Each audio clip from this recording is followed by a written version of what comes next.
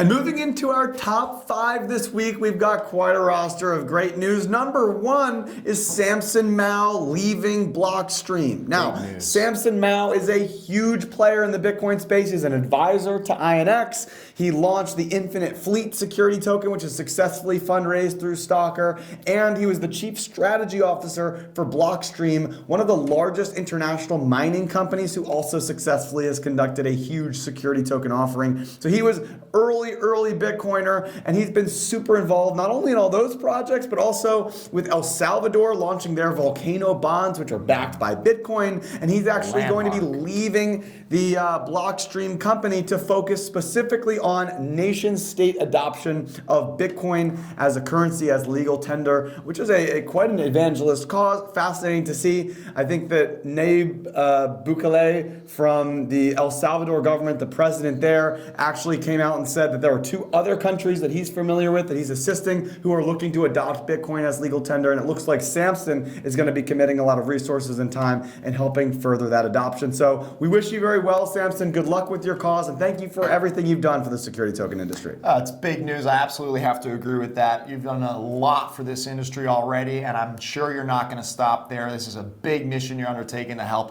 actual nations take advantage of Bitcoin. That's enormous. So congratulations. We interviewed them too. Luck. That's right. There's a great interview on the Security Token Market YouTube channel you can check out with Kyle and Samson. Get to know them both a little bit more.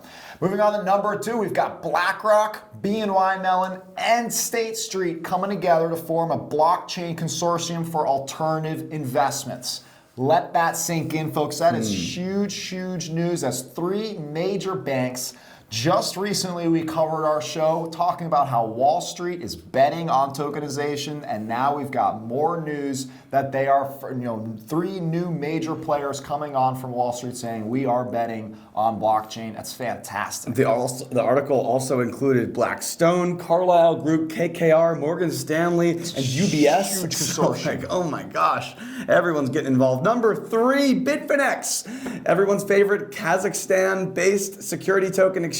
They certainly are huge in the crypto space. Bitfinex has been very active in that space, and now they actually have developed a regulated exchange specifically for security tokens, and they do have a very legitimate issuer with which they're going to be providing liquidity and trading for, which is Blockstream. Their mining note, they've raised over $40 million through a security token offering on Stalker for international investors only, and they have blown it off the shelves, and now it will be trading on Bitfinex. I'm not sure exactly what day that trading is set to begin, but it seems like they're making moves, and that's going to happen very quickly. Yeah, in fact, Kazakhstan is itself actually a huge BTC mining country that most people don't know about, and I think it's a pretty big deal because Bitfinex now has a regulatory license. This isn't just a cryptocurrency exchange that's trading this. We are talking about legal protections that are being given to us under the Kazakhstani law. So that's actually a really big deal, folks.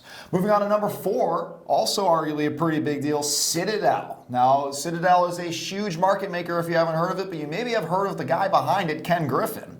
He was well known for actually kind of moving more and more into the crypto scene because a little while back, he would call Bitcoin, I believe it called it, it was a tulip mania back in 2017 for him. And now, most recently, actually, we saw that he actually was the one who took the rivalry against the Constitution down and ended up buying the U.S. Constitution. And he is, well known for, his, of course, antics on Wall Street. So now he's actually reversing course, and he's saying that Citadel is going to get into market making for cryptocurrencies. Why? Because of demand from Wall Street. Again, proving our point, this is happening. Cryptocurrency adoption, blockchain adoption, now one of the biggest market makers in the entire Wall Street space is saying, let's go crypto. I'm certainly sure that the $1.15 billion investment from Sequoia and Paradigm into Citadel certainly helped change his mind as well.